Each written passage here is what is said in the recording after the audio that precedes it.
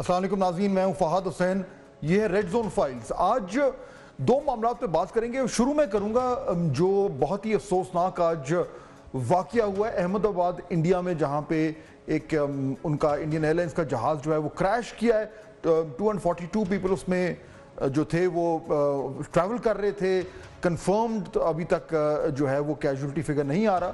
خدشہ یہ ہے کہ لوگوں کے بچنے کے امکانات بہت کم ہیں، لیکن کچھ خبریں ایسی بھی آ رہی ہیں کہ شاید کوئی معجزہ بھی ہو جائے۔ ظاہر بات ہے جب بھی اس طرح کا کوئی واقعہ ہوتا ہے تو اس پہ جتنا افسوس کیا جائے وہ کم ہے۔ قیمتی جانیں ہیں لوگوں کی وہ ضائع ہوئی ہیں، تو اس پہ آج کے پروگرام میں بات کریں گے۔ اور شو کے دوسرے حصے میں ایک ہمیں ایکسپرٹ جوائن کریں گے اور وہ ڈسکس کریں گے کہ یہ کریش کیوں ہو سکتا تھا، ممکنہ وجوہات کیا ہو سکتی تھیں۔ ظاہر بات ہے کہ جو ایکچول انویسٹیگیشن ہے اس میں تو ٹائم لگے گا، لیکن پروگرام کے شروع میں تھوڑا سا ہم ایک اپنا جو ملکی معاملات ہیں اس کا ایک جائزہ لیں گے، کیونکہ کچھ صورتحال ایسی ڈیولپ ہو رہی ہے۔ پرائم منسٹر شہباز شریف تو اس وقت جو ہے وہ ایک بار پھر جو ہے وہ بیرونی دورے پر ہیں، یو اے ای گئے ہیں، اور یہ دورے جو ہیں یہ ایک طریقے سے شاید آپ کو اس کو وکٹری لیب بھی کہہ سکیں۔ جب سے ہمارا ایک زبردست ہماری جیت ہوئی ہے بھارت کے اوپر، تو تب سے وزیر اعظم اور آرمی چیف اور دیگر جو سینئر ان کے حکام ہیں وہ مختلف ان ممالک کا دورہ کر رہے ہیں جہاں پہ جنہوں نے پاکستان کو سپورٹ کیا مختلف حوالوں سے۔ اور تو یہ اہم اس حوالے سے بھی ہے کہ بہت کچھ ایسا ہے جو اس وقت ہمیں باقاعدہ طور پر نظر نہیں آتا پبلکلی، لیکن پرائیویٹلی یہ جو ریلیشن شپس ہیں ان میں بہت چیزیں ڈیولپ ہو رہی ہیں جو آہستہ آہستہ ہمیں نظر آئیں گی۔ تو ایک تو یہ اہم ڈیولپمنٹ ہوئی۔ دوسری طرف خبر یہ بھی آ رہی ہے کہ field marshal chief of the army staff Asim Munir جو ہیں وہ ان کا ایک شاید ممکنہ طور پر ایک امریکہ کا دورہ ہو۔ ابھی تک ظاہر بات ہے کہ باقاعدہ طور پر آفیشلی کنفرم نہیں ہوا، لیکن یہ بات تو کنفرمڈ ہے کہ وہ ایونٹ جس کے حوالے سے ان کا اس دورے کا ذکر ہو رہا ہے وہ ہو رہا ہے 250th سیلیبریشنز ہیں۔ 250 سال ہوئے ہیں، 250 سال ہوئے ہیں امریکی آرمی کو۔ 14 جنوری 1775 کو جو ہے وہ یہ آرمی کے یو ایس آرمی کی کہتے ہیں، وہ جہاں سے ان کی روٹس جو ہیں وہ جوڑتے ہیں۔ کانٹیننٹل آرمی تھی اس وقت کی، وہ 14 جون کو وہ بنائی تھی اس وقت کی جو کانگریس تھی، اور پھر 15 جون کو 1775 کو جو ہے وہ جارج واشنگٹن جو ہے وہ اس کے کمانڈر ان چیف بنے تھے، جو بعد میں امریکہ کے پہلے صدر بھی بنے۔ تو یہ دورہ بڑا اس لیے اگر یہ کنفرم ہو جاتا ہے تو یہ اس لیے بھی اہم ہوگا کیونکہ ابھی آپ نے سنا ہی ہوگا کل جو ہے وہ جو سینٹ کام کے کمانڈر ہیں جنرل کوریلا، وہ انہوں نے پاکستان آرمی کی کاؤنٹر انسرجنسی اور کاؤنٹر ٹیررزم کی جو ان کی کولیبوریشن ہے اس کی بہت تعریف کی ہے۔ اور ہمارے ہمسایہ میں جو ہے وہ بہت زیادہ اس حوالے سے مسائل ہو رہے ہیں۔ اس سے پہلے اسٹیٹ ڈپارٹمنٹ میں کشمیر کا ذکر کر دیا یو ایس اسٹیٹ ڈپارٹمنٹ نے۔ تو لگتا یوں ہے کہ پاکستان اور امریکہ کے جو تعلقات ہیں ان میں کافی زیادہ جو ہے وہ گرم جوشی نظر آ رہی ہے، جو ظاہر بات ہے پاکستان کے لیے بہت ہی امپورٹنٹ چیز ہے۔ اس کے کنٹراسٹ میں دوسری طرف لوکلی جو پاکستان تحریک انصاف کا رویہ نظر آ رہا ہے وہ بالکل دوسرے اینڈ پہ جا رہا ہے۔ اب وہاں پہ باقاعدہ پی ٹی آئی کی امریکہ کی جو برانچ ہے انہوں نے احتجاج کا جو ہے وہ اہتمام کر دیا ہے کہ جی کیونکہ وہاں پہ آرمی چیف آ رہے ہیں تو ان کے خلاف احتجاج ہوگا۔ گنڈا پور صاحب جو سی ایم کے پی کے انہوں نے کل بڑا ہی ایک اشتعال انگیز قسم کا بیان دے دیا کہ ہم اسلام آباد پہ چڑھائی کرنے والے ہیں۔ تو یہ کیا پی ٹی آئی جو ہے وہ بالکل it is losing the plot, یہ ہو کیا رہا ہے، اس کا ذرا جائزہ لیں گے۔ مہمان ہمیں جوائن کر رہے ہیں، ان کا میں تعارف کراتا ہوں۔ بہت ہی اکمپلشڈ تجزیہ کار ہیں جناب محسن بیگ صاحب، مائے ناز پاکستان کے تجزیہ کار ہیں اور کامنٹیٹر ہیں، آپ کا بہت شکریہ۔ اور عمران شفقت صاحب پاکستان کے مائے ناز اینکر ہیں، زبردست ویلاگ بھی کرتے ہیں، اپنا پروگرام کرتے ہیں۔ اطہر کاظمی صاحب جو پاکستان کے جو ہے وہ ویل نون اینکر اور کامنٹیٹر ہیں۔ آپ تینوں کو بہت شکریہ۔ بیگ صاحب یہ ابھی ذرا ہم سیاست پہ بات کریں گے، لیکن بریفلی کیونکہ اتنا بڑا سانحہ پیش آیا ہے ادھر انڈیا میں اور پاکستان کی طرف سے اب آہستہ آہستہ ظاہر بات ہے اس پہ تو ہر کوئی چاہے گا کہ افسوس کا اظہار کیا جائے۔ میاں نواز شریف صاحب کی بھی اس حوالے سے ایک بیان آ گیا ہے۔ تو پاکستان کو ایٹ دا ہائیسٹ لیول آپ کے خیال میں باقاعدہ طور پر افسوس کا اظہار کرنا چاہیے، سولیڈیرٹی جو ہے وہ ایکسپریس کرنی چاہیے؟ بالکل فہد صاحب، بیسیکلی یہ بہت ہی افسوسناک واقعہ ہے. اس میں تو انسانی جانیں ضائع ہوئیں، اور اس پہ تو جتنا بھی افسوس کیا جائے اور ان فیملیز کے ساتھ ہمدردی کی جائے جن کے لوگ بچارے اس حادثے میں وفات پا گئے، تو میں سمجھتا ہوں کہ ہماری گورنمنٹ کو بالکل افسوس کرنا چاہیے. وہ پنجابی کی ایک وہ کہاوت بھی ہے کہ دشمن مرے تے خوشی نہ کریے. تو اس حادثے میں تو بالکل افسوس بنتا ہے اور ہمیں کرنا چاہیے، خاص کر وہ سویلینز جو بچارے اس حادثے میں ان کی اموات ہوئی، اور ان کی فیملی کے ساتھ ہمدردی کرنی چاہیے. اور اس میں ہمیشہ بڑائی ہوتی ہے، افسوس تو کبھی ہو تو کرنا چاہیے. عمران شوکت صاحب، آپ بھی دیکھ رہے ہوں گے، میں بھی دیکھ رہا تھا کہ اب ایسے موقع پہ یہ بات کرنی تو نہیں چاہیے، لیکن جو ریئیکشن پاکستان کی طرف سے آ رہا ہے، صرف سرکاری لوگوں کی طرف سے نہیں، عام جو لوگ ہیں، پاکستانی شہری ہیں، کامنٹیٹرز ہیں، جرنلسٹ ہیں، سیاستدان ہیں، سارے اظہار افسوس کر رہے ہیں، سارے دکھ کا اظہار کر رہے ہیں، جس طرح کرنا چاہیے. انفارچونیٹلی دوسری طرف سے تو جب پاکستان میں سانے ہوتے ہیں تو میں اس طرح کی چیزیں پڑھتا ہوں کہ آپ سوچنے پہ مجبور ہو جاتے ہیں کہ یہ کیا ہے. لیکن اگین یہ بات کرنی نہیں چاہیے، لیکن میرے خیال میں پاکستان اور پاکستانیوں کی طرف سے بہت ہی میچور ریئیکشن آ رہا ہے. دیکھیں، وقت کے ساتھ ساتھ جو ہے وہ پاکستان کی قوم، پاکستان کی ریاست، انہوں نے بڑا میچورلی بیہیو کیا ہے. جعفر واقعے کے اوپر جس طرح ان کا میڈیا وہ موقع نہیں کہ اس طرح کی شکایت کرے جس طرح آپ نے نشاندہی کی، لیکن جو وہاں پہ میڈیا جس طرح جشن منا رہا تھا، جس طرح اس کو سیلیبریٹ ایک طرح سے کر رہا تھا، ان کی خوشی ان کے لہجوں سے چھلکتی ہے. تو وہ اپنی جگہ کے اوپر ہے چیزیں اپنی، لیکن پاکستانیوں نے ہمیشہ، میرا نہیں خیال کہ اس طرح کی ویلیوز جو ہیں وہ اڈاپٹ کبھی بھی کی ہیں. ہم نے وہ ہماری روایات کچھ اور طرح کی ہیں. اور لیکن ایک بہرحال جو پریشانی والی بات ہے وہ یہ ہے کہ مودی کو مد نظر رکھتے ہوئے جو پریشانی لگتی ہے کہ یہ ابھی کوئی پتہ نہیں ہے کہ یہ کس طرف کو معاملات کو لے کے چلے جائیں.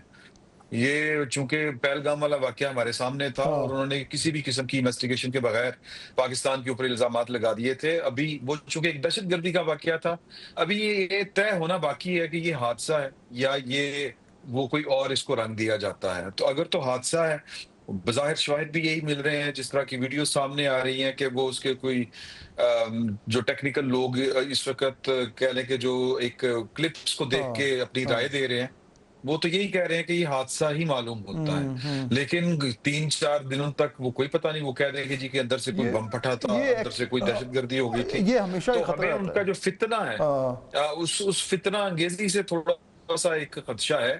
باقی تو ظاہر ہے کہ وہ بڑی تکلیف دہ بات ہے. اور ہم نے چونکہ پاکستان میں یہ حادثوں سے لے کے سانحات تک بہت سی چیزوں کو ایکسپیرینس کیا ہوا ہے. ہمیں پتہ ہے کہ اپنوں کے بچھڑنے کا دکھ کیا ہوتا ہے. ہم نے 90,000 بالکل، اور میں اپنے جو بھائی پیارے ہیں ان کو کھویا کسی سوسائٹی. بالکل، تو یہ جو اس طرح کی انسنٹ لاس آف لائز ہوتی ہیں، اطہر کاظمی صاحب، مجھے ابھی ایکچولی یاد آ رہا تھا، ابھی عمران شوکت صاحب نے ذکر کیا، ہمارے یہاں جو کریشز ہوئے تھے، ایک ادھر مرگلہ میں، اسلام آباد میں مرگلہ کی پہاڑیوں پہ ہوا تھا، پھر دوسرا ادھر لینڈ کرتے ہوئے ایئرپورٹ کے قریب پنڈی اور اسلام آباد کے درمیان گرا تھا. میں بلکہ انفیکٹ مجھے یاد ہے کہ میں ادھر آس پاس کہیں تھا تو میں ادھر ایئر جہاں پہ وہ کریش ہوا تھا میں ادھر پہنچ گیا تھا. ابھی ریسکیور والے بھی نہیں آئے تھے.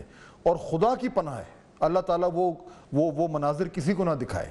تو یہ جب کریش ہوتا ہے آبویسلی کو میٹر نہیں کرتا کہ وہ کون لوگ ہیں، کس ملک کے ہیں، وہ ہیومن بینگز ہیں، وہ انسان ہیں، اور ان کے ساتھ جو جب یہ سانحہ پیش آتا ہے تو اس پہ وہ افسوس کرنا چاہیے. لیکن یہ جس طرح عمران صاحب بات کر رہے تھے، میں آلریڈی ٹویٹس دیکھنا شروع ہو گیا ہوں، اکا دکا نہیں شروع ہو گئی ہیں. اور وہ ایک دو تو ان کی وہ جرنلسٹ ہیں، انہوں نے بھی یہ تو کہنا شروع کر دیا جی کوئی یہ تخریب کاری ہے، فلانا ہے. تو یہ بات جو عمران صاحب جس خدشے کا اظہار کر رہے ہیں یہ ایکچولی ریئل ہے اور بڑا ہی افسوسناک ہے. دیکھیں، پہلی تو بات یہ کہ بڑا افسوسناک یہ حادثہ ہے، اور اس مشکل گھڑی میں جتنے بھی لوگوں کے جو جانی ضیاع ہوا ہے ان کی فیملیز کے ساتھ ہیں ہمارے پریئرز، ہماری تھاٹس. پر یہ بات جو آپ فرما رہے ہیں یہ بالکل درست ہے. لیکن اگر آپ ادھر سے پاکستان کی حکومت کا رسپانس دیکھیں تو بڑا میچور رسپانس ہے. حکومتی سطح کے اوپر جو بیانات آئے ہیں وہ بھی بڑے میچور ہیں. پاکستان کے سابق وزیر اعظم نواز شریف صاحب نے بھی ٹویٹر کے اوپر اس حوالے سے بات کی ہے. اور پہلگام واقعے کے بعد بھی یہاں سے جو ہمارا رسپانس تھا وہ بڑا میچور تھا. यहाँ उसके बरक्स पाकिस्तान में खुदा न खास्ता कोई दहशत गर्दी होती है तो वो तो उधर चीयर उसके लीडर बन जाते हैं, उसको जिस तरीके से उनका मीडिया उछालता है, उनकी दीगर जो इंटेलिजेंसिया है जो उस पर बात करती है बड़ी अफसोसनाक है। लेकिन जिस जानिब इमरान साहब ने इशारा किया और आप ट्वीट्स की बात कर रहे हैं, एग्जैक्टली यही चीज मैं गुज़िश्ता 2-3 घंटों से ये चीज नोट कर रहा हूँ। बहुत सारी ट्वीट्स मैंने स्क्रीनशॉट लेके भी रखे। उन्होंने अभी से इस किस्म की बातें करना शुरू कर दी हैं कि इसमें हमारे इदारों का उन्होंने नाम लेना शुरू कर दिया है, पाकिस्तान का नाम लेना शुरू कर दिया है। और इस जो फ्लाइट थी ये गालिबन लंदन बाउंड फ्लाइट थी और इसमें बहुत सारे बरतानवी शहरी भी थे।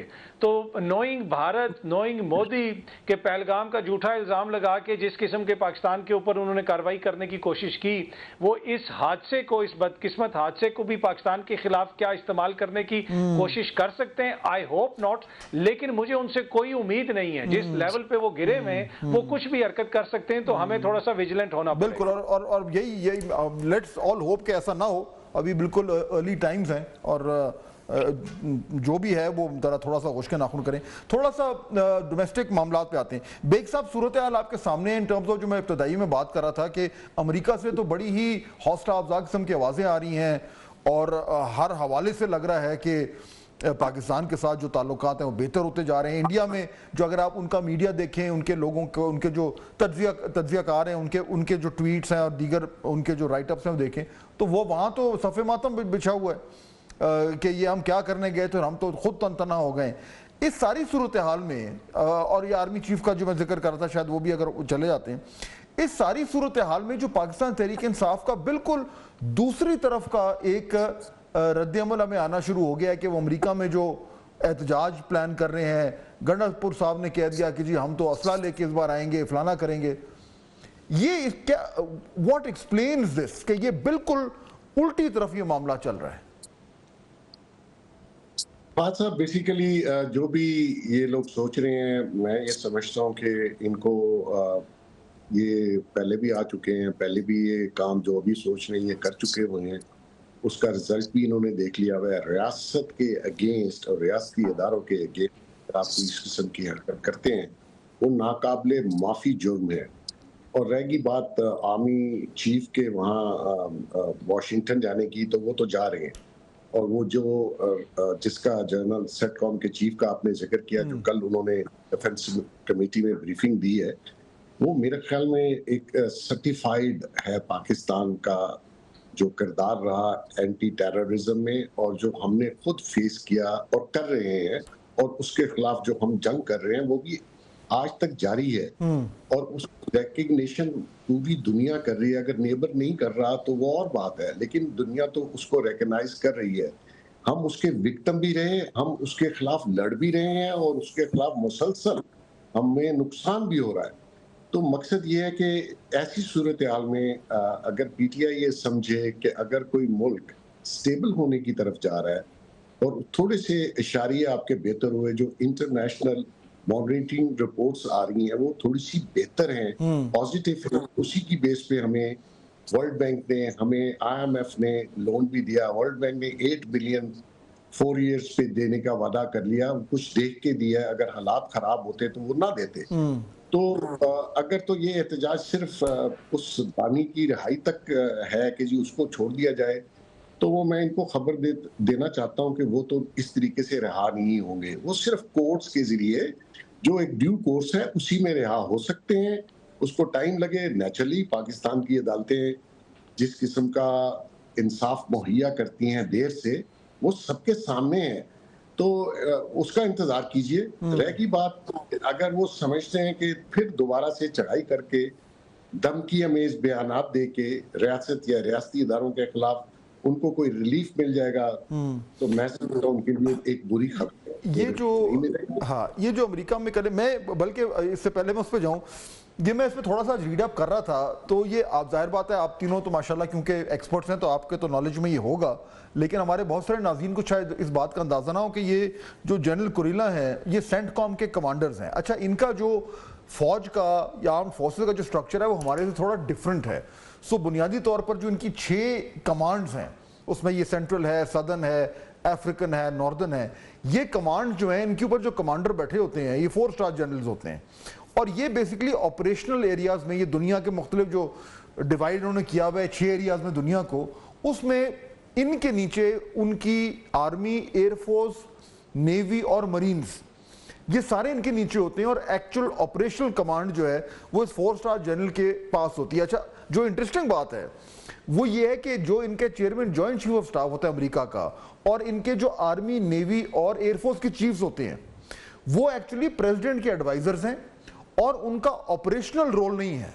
ये बड़ी इंटरेस्टिंग बात है जो शायद लोगों को नहीं पता। वो बेसिकली अपने फोर्सेस को, उनको ट्रेन करना, उनको रेडी करना, उनको हायर करना, ये उनका काम है। ये जो कमांडर्स हैं जिसमें कि सेंटकॉम के शामिल हैं, ये डायरेक्टली प्रेसिडेंट को रिपोर्ट करते हैं वाया सेक्रेटरी ऑफ डिफेंस, यानी ये अपने आर्मी चीफ को रिपोर्ट नहीं करते। तो असल ताकतवर लोग जो हैं वो ये लोग हैं, और उनका जो मेन बंदा है सेंटकॉम का, उसने पाकिस्तान के हवाले से ये बात की। तो ये बड़ी इंपॉर्टेंट चीज़ है। लेकिन अतर साहब, इस सारी चीज़ों को सामने रखते हुए ये जो अमेरिका में एहतजाज का जो प्लान बनाना शुरू कर दिया इन्होंने कि जो हम आएंगे, और जिस तरह की वो जबान इस्तेमाल कर रहे हैं, व्हाट एक्सप्लेन्स दिस? मेरे ख्याल में शायद ज़मीन पे यहाँ पे उस तरह के हालात नहीं है उनकी नज़र में, शायद इस वजह से। बाकी एट द सेम टाइम आप देखें जो इधर की आदत है वो तो अपने आप को लाताल्लुक कर रही है उस चीज़ से, चाहे वो बैरिस्टर गौर साहब हो जाएं, दीगर दोस्त हो जाएं, वो ये कहते हैं कि हमारा तो इससे कोई ताल्लुक नहीं है। लेकिन मुझे ये लगता है कि वो जो रिहाई की खबरें आ रही थी कि ईद से पहले इमरान खान साहब रिहा हो जाएंगे, मामलात हल हो गए, कुछ साफ़ी दोस्त भी इस तरह की खबरें देती रहे, पर मुझे वो हालात नज़र नहीं आ रहे। मुझे एनी टाइम सून मामलात हल होते हुए नजर नहीं आ रहे। और दूसरा देखें, जो पाकिस्तान ने ये जंग जीती है, ये आज अमेरिका जो पाकिस्तान की तारीफें कर रहा है और दुनिया पाकिस्तान को सुन रही है, ये वैसे नहीं सुन रहे। ये तो सारे जाके इंडिया के पीछे खड़े हो जाते थे, इंडिया एक इल्जाम लगाता था और पाकिस्तान के ऊपर दहशतगर्दी के इल्जाम लगने शुरू हो जाते थे।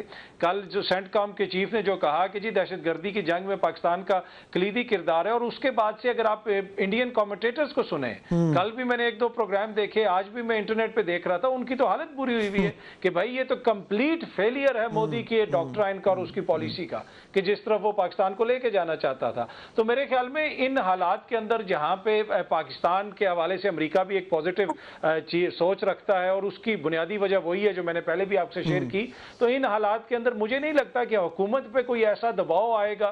पहले तो तहरीक इंसाफ वाले ट्रंप के हवाले से भी कहते रहे कि वो दबाव डालेंगे, कोई और दबाव डालेगा। नाज़रीन, ब्रेक का वक्त हो रहा है, वापस आएंगे तो प्रोग्राम को आगे बढ़ाएंगे। Do stay with us. Welcome back. Imran साहब, मुझे तो लग रहा है कि स्टेटस को में और ज्यादा गड़बड़ होगी, क्योंकि जिस तरीके से अब ये एक पोजीशनिंग कर रही है ना तहरीक इंसाफ, ये बात ठीक है जो अभी अथर बात कर रहे हैं कि जो पाकिस्तान की क़यादत है, उनकी जमात की, जो इधर मामलात को देख रही है, ग्राउंड पे मौजूद है, उसको अंदाजा है कि जब उनकी अमेरिका की जो चैप्टर है, जब वो ये कुछ करने जा रहा है तो उससे क्या नुकसान होगा।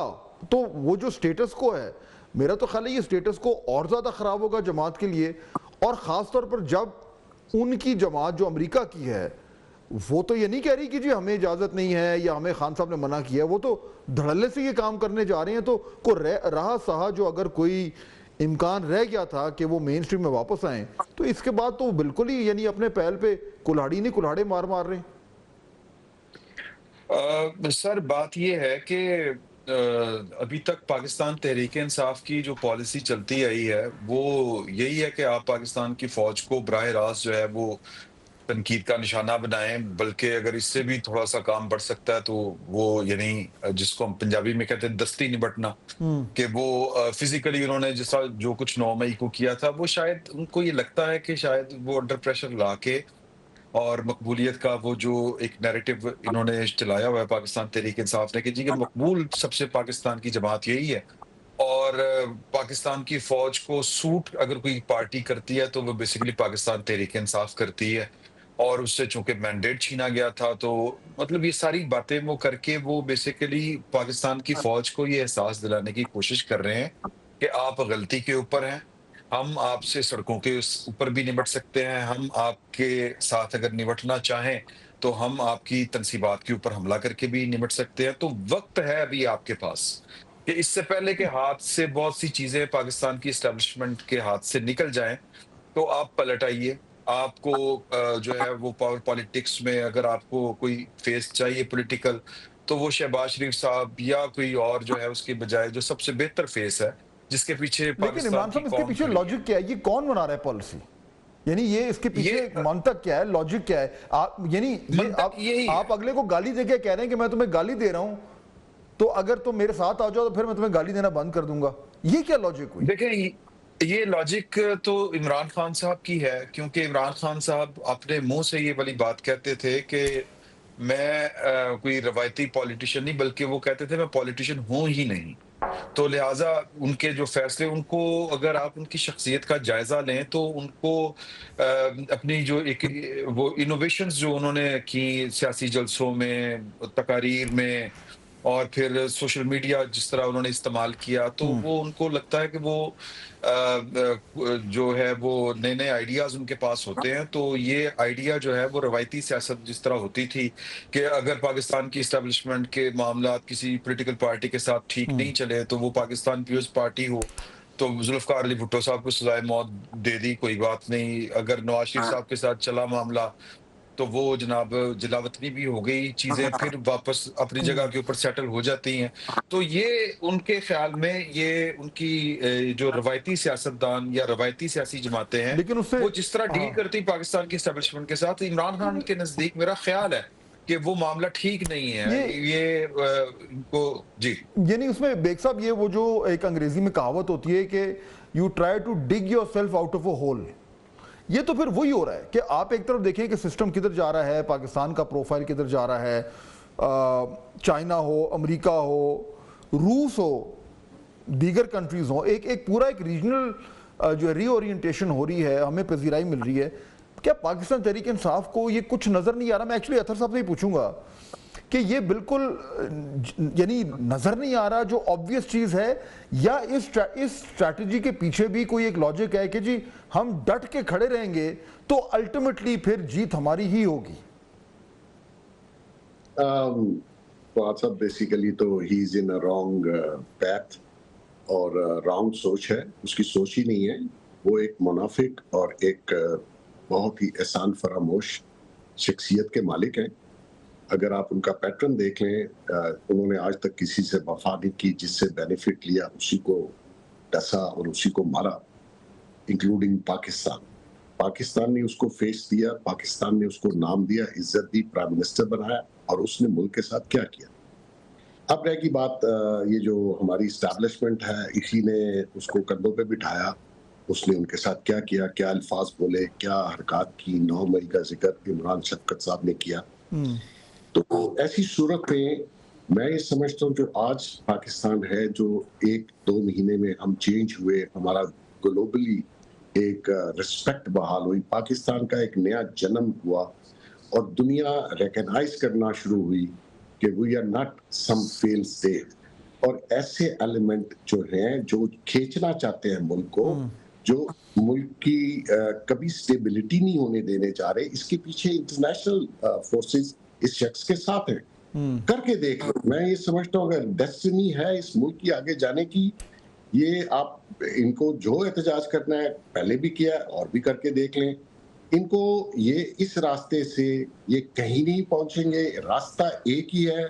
اور اگر یہ کہتے ہیں میں سیاستدان نہیں ہوں اور سیاست کرنا چاہتے ہیں, you are in wrong side. اور یہ اگر سمجھے کہ انقلاب لا کے, عوام کو لا کے, تو کر لو بھائی, یہ نہیں ہوگا. آپ ریاست اور ریاست کے اداروں کے خلاف کھڑے ہو کے اس ملک میں حکومت نہیں کر سکتے. یہ آپ کی سوچ ہے, اور اگر آپ سمجھیں کہ میں ڈرا دھمکا کے جیل سے باہر آ جاؤں گا, وہ نہیں ہوگا. میں پچھلے 2.5 سال سے کہہ رہا ہوں نہیں ہوگا, یہ نہیں آئے گا. اگر ان کو ججز ریلیف دے رہے تھے تو ججز بالکل ٹھیک تھے, ان کو ٹاپ ایوری ویئر ریلیف مل رہا تھا, گڈ ٹو سی ہو رہا تھا. نہیں ہوگا. تو مقصد یہ ہے کہ ایز سون یہ ریئلائز کہ آپ غلط پیتھ پہ ہیں, آپ کو پولیٹیشین سے بات کرنی چاہیے. آپ پارلیمان میں آپ کی بڑی تعداد موجود ہے, وہ راستہ اختیار کیجئے. آج نہیں, کل نہیں, پرسوں نہیں. لیکن اگر وہ بالکل ٹھیک ہے, لیکن اطہر صاحب اگر وہ نہیں کر رہے, جو ابھی بیگ صاحب بات کر رہے ہیں, وہ راستہ تو وہ اختیار نہیں کر رہے. کل آپ نے سن لیا کہ علی امین گنڈا پور صاحب نے کس طرح کا بیان دیا, میں خود حیران ہو گیا تھا وہ سن کے. تو یہ جو ان کا بیان ہے اور جو امریکہ میں جو کچھ وہ کرنے جا رہے ہیں, اس سے کیا پھر ہم یہی سمجھیں کہ انہوں نے, پارٹی نے باقاعدہ طور پر یہ فیصلہ کر لیا ہے کہ اب ہم نے بالکل ہیڈ آن کولیجن کرنی ہے, پاکستان اور امریکہ اور چین اور اور گلف کنٹریز جو ہیں وہ جدھر مرضی جا رہے ہوں، ہم نے تو اب آ کے اور ٹکر مارنی ہے. تو کیا یہ ازمپشن ٹھیک ہے آپ کے خیال میں؟ دیکھیں ویسے پارٹی کے اندر بہت سارے لوگ ہیں جو ابھی بھی بات چیت کی بات کرتے ہیں اور کچھ لوگ رابطے میں بھی ہیں. سینئر قیادت ہے وہ بار بار یہ کہتے ہیں کہ ہم رابطے میں بھی ہیں، ہم بات کرنے کی بھی کوشش کر رہے ہیں. لیکن جس بیان کی جانب آپ اشارہ کر رہے ہیں علی امین کا، وہ میرے لیے بھی بڑا باعث حیرت تھا. سیاسی جماعتوں کی طاقت کوئی بندوق تو نہیں ہوتی کہ جی ہم بندوق لے کے آئیں گے. تو کیا آپ بندوق سے مقابلہ کریں گے؟ آپ کی طاقت آپ کا ووٹ ہے، آپ کا مینڈیٹ ہے. تو آپ ضرور احتجاج کریں، پاکستان کا آئین آپ کو اجازت دیتا ہے. اگر حکومت کوئی زیادتی کرتی ہے آپ اس کو بھی ہائی لائٹ کریں. لیکن یہ کہنا، اور پھر آپ وزیر اعلیٰ بھی ہیں، تو مجھے سمجھ نہیں آتی ٹو بی آنیسٹ کہ وہ علی امین صاحب کس جو ہے وہ دنیا میں رہتے ہیں اور وہ کیا بیانات دیتے ہیں. مجھے باقی جماعت کے اندر سے وہ صورتحال نظر نہیں آتی. ہاں یہ ضرور ہے کہ کچھ چیزوں کے اوپر یہ موقف ہے کہ ہمیں آگے سے مزاحمت کرنی چاہیے، آگے سے بات نہیں ماننی چاہیے، حکومت کو ٹف ٹائم دینا چاہیے، اسٹیبلشمنٹ کے اوپر تنقید کی بھی بات ہوتی ہے. لیکن یہ بندوق والی بات یا اس قسم والی بات، یہ جو ہے نا مجھے لگتا ہے کہ یہ I don't know heat of the moment میں انہوں نے کہی یا ویسے کر دی. ویسے بھی دیکھیں نا ادھر ایک مزاج بھی رہا ہے ماضی کے اندر بھی، جو جماعتیں اپوزیشن میں ہوتی ہیں وہ یہ کہتی ہیں جی مزاحمت ہوگی تو مفاہمت ہوگی، ہم ان سے بات نہیں کریں گے، لانے والوں سے بات کریں گے. اب یہ عمران خان صاحب کی جب حکومت تھی تو ان کے اوپر سب سے الزام یہی تھا بڑا کہ وہ ہائی بریڈ ایک حکومت ہے اور ان کو جو لوگ لے کے آئے ہیں ہم ان سے بات کریں گے. اس وقت اپوزیشن یہ کہتی تھی، اس وقت عمران خان صاحب بھی یہ کہتے ہیں. پر یہ کیا معاملہ فی الحال حل ہوتا ہوا نظر آ رہا ہے؟ مجھے فی الحال ٹو بی آنیسٹ جتنا کچھ لوگ کہہ رہے ہیں کہ اگلے 2-3 مہینوں میں معاملات کوئی سیٹل ہو جائیں گے، مجھے فی الحال معاملہ سیٹل اس طرح ہوتا ہوا نظر نہیں آ رہا. اطہر کاظمی صاحب، محسن بیگ صاحب، عمران شفقت صاحب، بہت شکریہ آپ نے ہمیں جوائن کیا. ناظرین گفتگو آپ سن رہے تھے، صورتحال آپ کے سامنے ہے، معاملات تیزی سے چینج ہو رہے ہیں، لیکن اگر کچھ چینج نہیں ہو رہا تو وہ پاکستان تحریک انصاف کی پالیسیز ہیں. بریک کا وقت ہو رہا ہے. بریک کے بعد جب واپس آئیں گے تو جس طرح میں نے شروع میں ذکر کیا تھا کہ آج کا جو افسوسناک واقعہ ہوا ہے انڈین ایئرلائنس کا جہاز جس کا کریش ہوا ہے، اس کے حوالے سے جو ہے کچھ تجزیہ کریں گے. ہمیں جوائن کریں گے ایک بہت ہی اہم مہمان جو ان معاملات کو بڑی اچھی طریقے سے سمجھتے ہیں. ٹو اسٹے وتھ اس. ناظرین بریک کے بعد خوش آمدید. آج جو پہلے بھی میں نے ذکر کیا کہ بہت ہی افسوسناک واقعہ احمد آباد انڈیا میں ایک بوئنگ ایئر کرافٹ کریش کیا، اور اب تک سننے میں یہ آ رہا ہے کہ تقریباً 242 لوگ تھے آن بورڈ. ان میں سے بھی کسی کی بھی سروائیو کرنے کے امکانات بہت ہی کم ہیں، ناممکن ہی سمجھیے. اس کے ساتھ ساتھ یہ بھی ایک بہت حد تک یہ امکانات ہیں کہ جہاں وہ جہاز کریش کیا نیچے گراؤنڈ پر، جس بلڈنگ کو اس نے ہٹ کیا وہاں بھی جو ہے وہ ہلاکتیں ہو سکتی ہیں. تو بہت ہی افسوسناک اور دل ہلا دینے والا واقعہ ہے. جب بھی جہاز کا کریش ہوتا ہے تو بہت سارے سوال اٹھتے ہیں. تشویش تو خیر ہوتی ہی ہے، نہ صرف اس ملک میں جہاں پہ سانحہ پیش آتا ہے بلکہ پوری دنیا میں. اور اس کے بعد پھر باقاعدہ طور پر اس کی انویسٹیگیشنز شروع ہوتی ہیں تاکہ معلوم کیا جائے کہ کیا وجہ تھی کہ وہ سانحہ پیش آیا، اور کس میں اگر اس میں غلطی تھی، جو کہ ظاہر بات ہے غلطی تو ہمیشہ ہوتی ہے جب کوئی اس طرح کا کوئی واقعہ پیش آئے، تو وہ باقاعدہ طور پر یہ تعین کیا جائے کہ کہاں غلطی ہوئی، کس سے ہوئی، کیوں ہوئی، اور اس کو آئندہ کے لیے کیسے فکس کیا جائے. اب یہاں بھی یہی ہوگا. مگر اب تک کیا معلومات سامنے آئی ہیں اور کیا سمجھ آ رہا ہے، اس پہ بات کرنے کے لیے ہمیں ایک بہت ہی اہم مہمان جوائن کر رہے ہیں. ان کی ایکسپرٹیز کے حوالے سے آج ہم یہ جاننے کی کوشش کریں گے کہ اب تک جو ہے وہ کیا تصویر سامنے آ رہی ہے. ایئر کوموڈر ریٹائرڈ خالد چشتی صاحب ہمیں جوائن کریں. پاکستان ایئر فورس کے اکمپلش پائلٹ، فائٹر پائلٹ تو ہیں ہی ہیں، لیکن اس کے ساتھ ساتھ ان کے پاس یہ ایڈڈ کوالیفیکیشن ہے کہ یہ جو ہے وہ ایئر سیفٹی کورس بھی کر چکے ہیں، اور ایئر ایکسیڈنٹس انویسٹیگیشن جو ہوتی ہے اس میں بھی ان کے پاس جو ہے وہ کوالیفیکیشن ہے. چشتی صاحب بہت شکریہ آپ کا. اب تک جو صورتحال تازہ ترین آپ کے سامنے ہے، بہت انفارمیشن اب جو ہے وہ سامنے آتی جا رہی ہے، تصویر کچھ حد تک کلیئر ہوتی جا رہی ہے. کیا نظر آ رہا ہے آپ کو تمام تر فوٹیجز کو دیکھ کے اور جو بھی انفارمیشن آئی ہے اس کو سامنے پرکھ کر ابھی تک آپ کیا بتا سکتے ہیں کہ کیا ہوا؟ بہت شکریہ اقبال صاحب مجھے انوائٹ کرنے کا. دیکھیے میں سول ایئر لائنرز پہ تو میرا ایکسپیرینس اس طرح نہیں ہے، سوائے کہ میں ایئرپورٹ پہ 4 سال رہا ہوں، لاہور ایئرپورٹ پہ ایز جنرل مینیجر.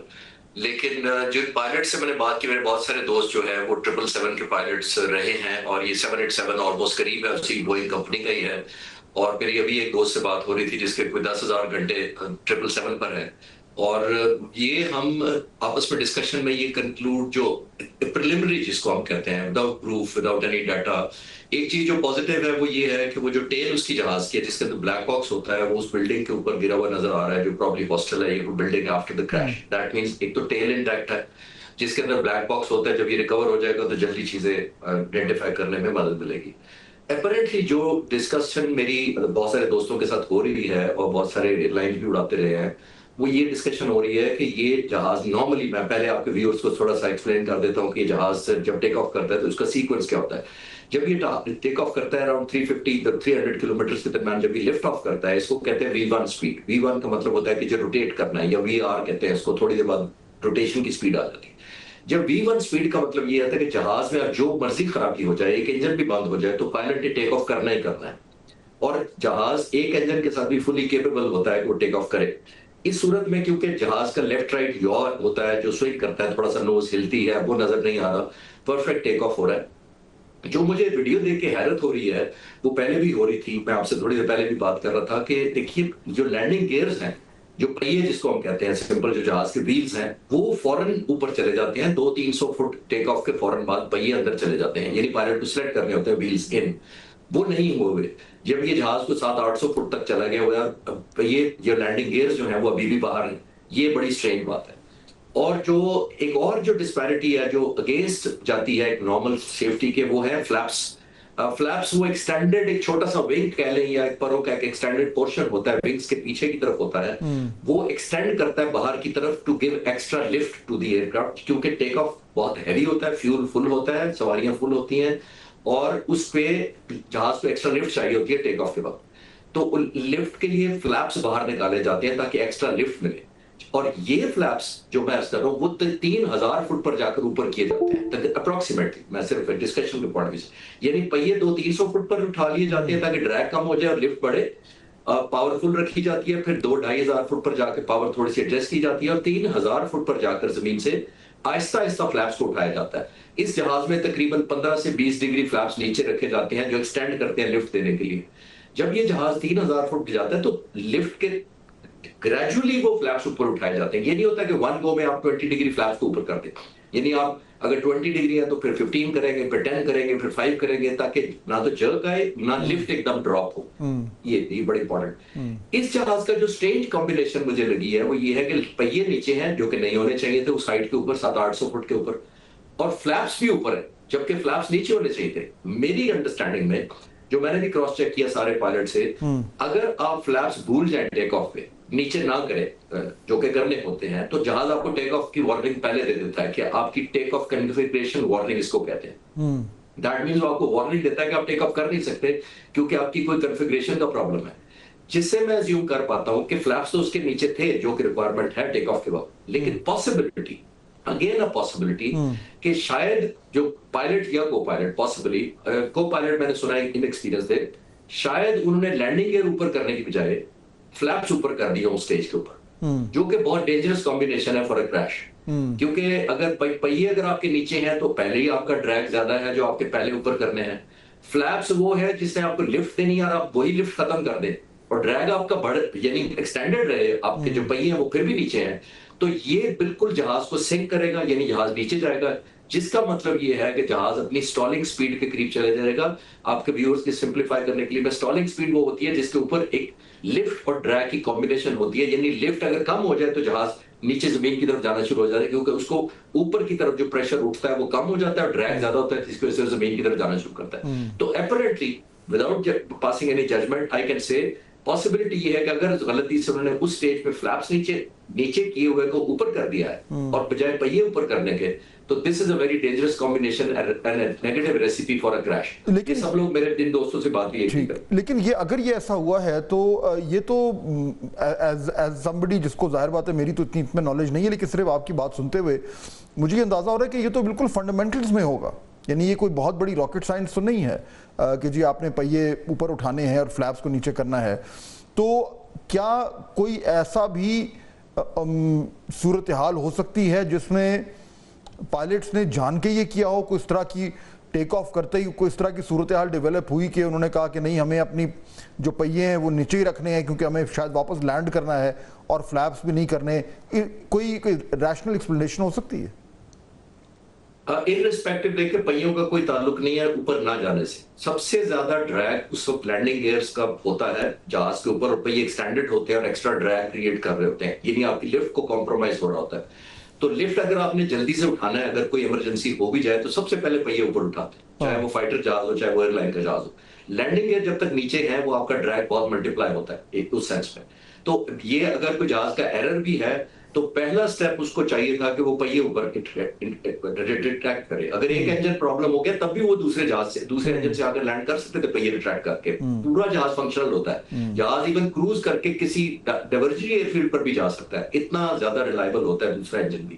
تو یہ جب جیسے میں نے عرض کیا نا V1 کی جو سپیڈ ہوتی ہے جب آلموسٹ ٹیک آف کر رہا ہوتا ہے جہاز, اس کے بعد جہاز کو ٹیک آف کرنا ہوتا ہے. اگر ایک انجن بیک اپ بھی کر جائے تب بھی آ کے وہ کمفرٹیبلی لینڈ کر سکتا ہے یا دوسرے رن وے پر کسی ڈائیورجنی ایئر فیلڈ پر بھی جا سکتا ہے. تو پاسبلٹی مجھے یہ لگ رہی ہے کہ وداؤٹ پاسنگ اینی ججمنٹ اور کنکلوژن کہ یہ غلطی سے اگر اس نے لینڈنگ گیئر کی بجائے فلیپس اوپر کر دیا تو یہ ڈیٹرمنٹل ہے. یہ بالکل ڈینجرس ہے کہ پہیے آپ کے آلریڈی ڈریگ پیدا کر رہے ہیں, آپ نے اپنے جہاز کی لفٹ کم کر دی ہے, جس کا مطلب ہے وہ سنک ریٹ اگر 500-600 فٹ پہ اتنا بڑا جہاز فیول سے بھرا ہوا جب اس کو میکسیمم تھرسٹ چاہیے ہوتی ہے, اگر وہ سنک ریٹ کرنا شروع کر دے جیسے میں نے کہا تو اس کو پھر پل آؤٹ کرنا بڑا مشکل ہوتا ہے. جب اب ظاہر بات ہے یہ جو اویلیبل ایویڈنس ہے یا جو ہم دور سے دیکھ پا رہے ہیں اس کی بنیاد پہ آپ جو ہے وہ اپنا تجزیہ پیش کر رہے ہیں, لیکن جب باقاعدہ پروفیشنل انویسٹیگیشن شروع ہوگی تو اس کا کیا اس کے فیزز ہوتے ہیں, کیا مراحل ہوتے ہیں, پروسیس کیا ہوتا ہے انویسٹیگیشن کا, اور نارملی کتنا ٹائم لگتا ہے؟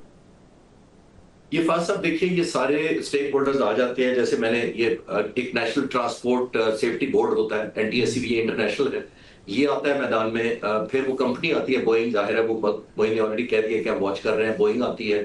پھر جو لوکل آپ کی سول ایویشن اتھارٹیز ہوتی ہیں, جیسے پاکستان میں بھی سول ایویشن اتھارٹی ہے, وہ اسٹیک ہولڈر ہوتی ہے جو انڈیا کی ہوگی. اور پھر وہ ظاہر ہے ایئر لائن اٹسیلف جو ایئر انڈیا ہے. تو کم از کم یہ 4 اسٹیک ہولڈرز تو پرائمری ہوتے ہیں جب ایک انویسٹیگیشن ہوتی ہے. obviously بوئنگ کی انٹرسٹ یہ ہوتی ہے کہ ہم اپنے جہاز کو کلیئر کریں کہ ہمارے جہاز کا فالٹ نہیں ہے, اگر نہ ہو تو وہ کلیئر کرنا چاہیں گے. نیشنل ٹرانسپورٹ سیفٹی بورڈ جو ہے وہ آپ کی ہیلپ کرتا ہے, نیوٹرل رہتے ہوئے آپ کو فیسیلیٹیشن کرتا ہے.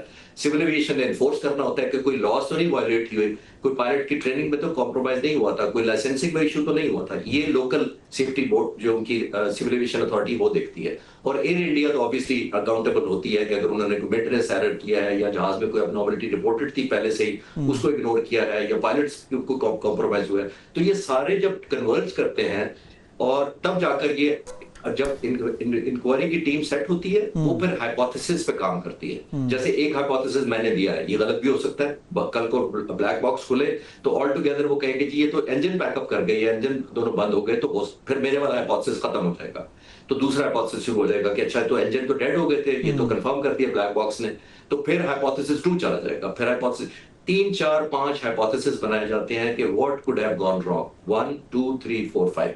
جب ایویڈنس اکٹھے ہونا شروع ہوتے ہیں, لیبارٹری کے ٹیسٹ آتے ہیں, بلیک باکس کھلتا ہے, ہیومن ایویڈنسز اکٹھی ہوتی ہیں, تو تب یہ اگر پائلٹ زندہ ہو تو ظاہر اگر اویلیبل ہو تو اس کے انٹرویوز وغیرہ کر کے پھر یہ انویسٹیگیشن ٹیم جو ہے ایک ہائپوتھیسس کو کنکلوڈ کرتی ہے کہ یہی ہوا ہے بیکاز سب سے زیادہ ایویڈنس اس کے اوپر ہے, پھر وہ کنکلوڈ کرنا شروع کرتی ہے. Coming back to your the last part of your question کہ کتنا ٹائم لگتا ہے, مجھے ریلیٹیولی اس کا اتنا کمپلیکیٹڈ اس لیے لگ رہا کہ بلیک باکس ریڈیلی اویلیبل ہے, سامنے نظر آ رہا ہے کہ اسی ٹیل کے اندر ہونا چاہیے, وہ نکال لینا چاہیے. اس کی ڈی کوڈنگ میں ٹائم لگتا ہے, وہ لوکلی نہیں ہوتا کہ کل آپ ٹیپ ریوائنڈ کریں گے تو کل صبح سارا سن لیں گے. اس کے اسپیشلسٹ ہوتے ہیں, وہ بلیک باکس جاتا ہے, پھر اس کی انٹرپریٹیشن ہوتی ہے, پھر اس کا پورا ڈیٹا ڈی کوڈ کیا جاتا ہے, اس پہ ٹائم لگتا ہے. کچھ 3 to 6 months ایوریج ٹائم ہوتا ہے. پاسبلٹی بہت زیادہ, کچھ انکوائریز میں بہت ایکسٹینڈ بھی ہوا ہے اور کچھ 6 مہینے سے پہلے بھی پتہ لگ گیا انکوائری کا عام طور پہ, جب تک فائنل کنکلوژن ہوتا ہے. کوموڈو خالد چشتی صاحب, بہت شکریہ ہمیں جوائن کرنے کے. ناظرین, بڑی ڈیٹیل سے آپ نے ان کا تجزیہ سنا, بہت ہی افسوسناک یہ سانحہ پیش آیا ہے, اور ظاہر بات ہے کہ اب جس طرح کوموڈو صاحب کہہ رہے تھے کہ اس کی جو انویسٹیگیشنز ہیں اس میں زیادہ پرابلم ہونا نہیں چاہیے معلوم کرنے کو کہ ایگزیکٹلی یہ کریش کیوں پیش آیا. آج کا پروگرام کا وقت ختم ہوتا ہے, آپ سے اگلے ہفتے ملاقات ہوگی انشاءاللہ. اللہ حافظ.